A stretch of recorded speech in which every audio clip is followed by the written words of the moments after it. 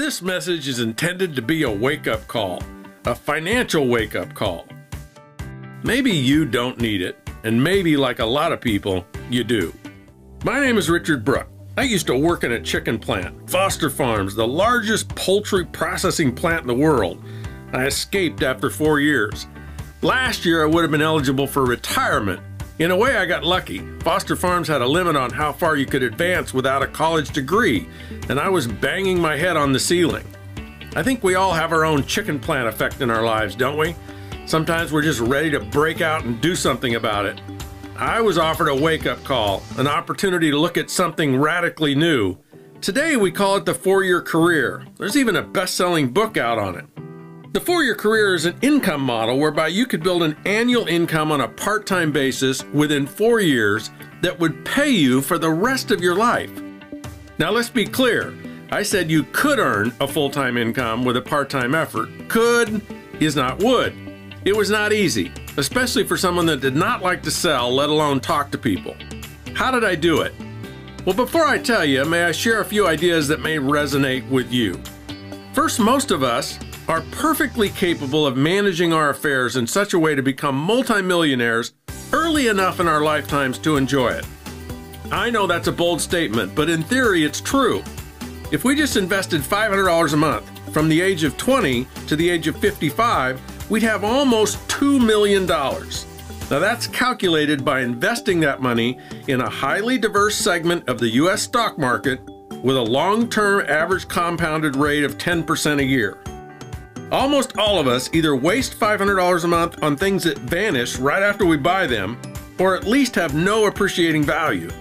And almost all of us, if we really wanted to, could do something part-time to earn an extra $500 a month. So it's possible, we just make different choices.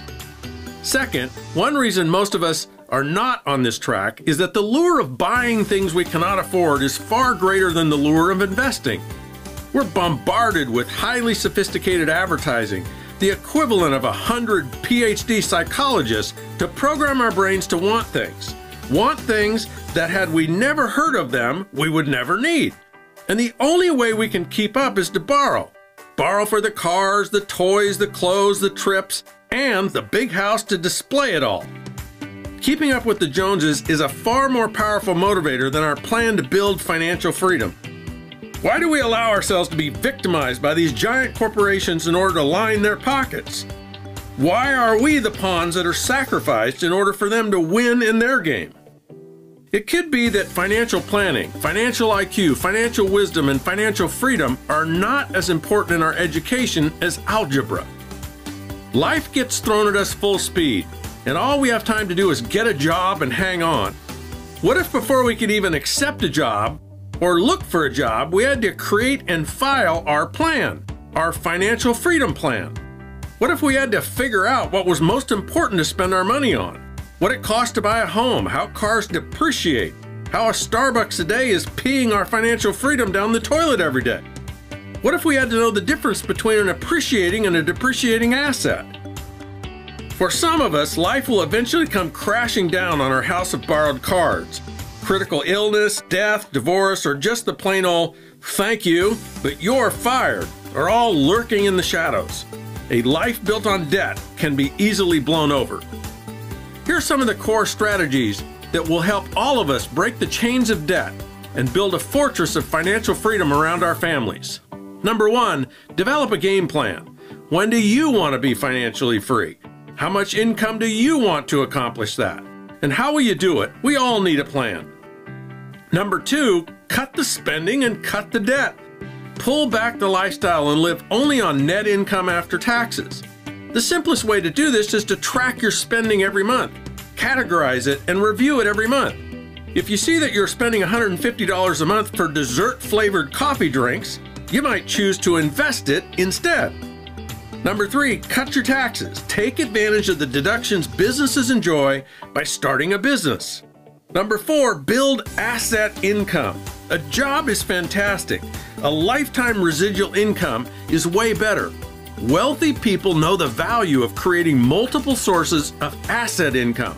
The story I shared to start, where I leaped out, is one of the thousands of success stories about the wealth-building profession of network marketing. This is a product distribution and income model that's been growing steadily since the 1940s. On average, 475,000 people a week launch their own network marketing businesses. There's 99 million of them in place, moving over $180 billion in products and services every year. Robert Kiyosaki, author of Rich Dad, Poor Dad. Jim Collins, author of Built to Last and Good to Great. David Bach, author of The Automatic Millionaire. Tony Robbins, author of Unleash the Power Within, all endorse and champion this business model.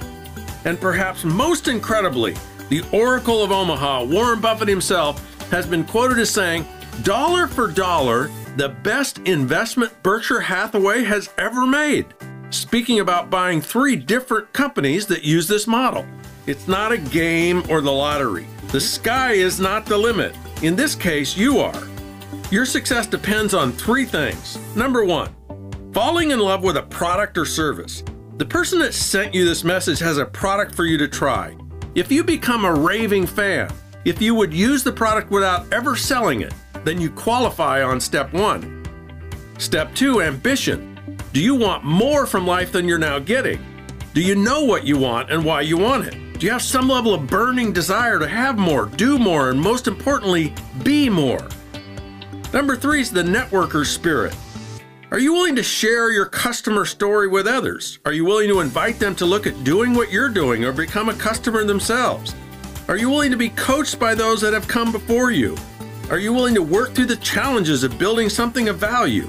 Are you willing to work for what you want?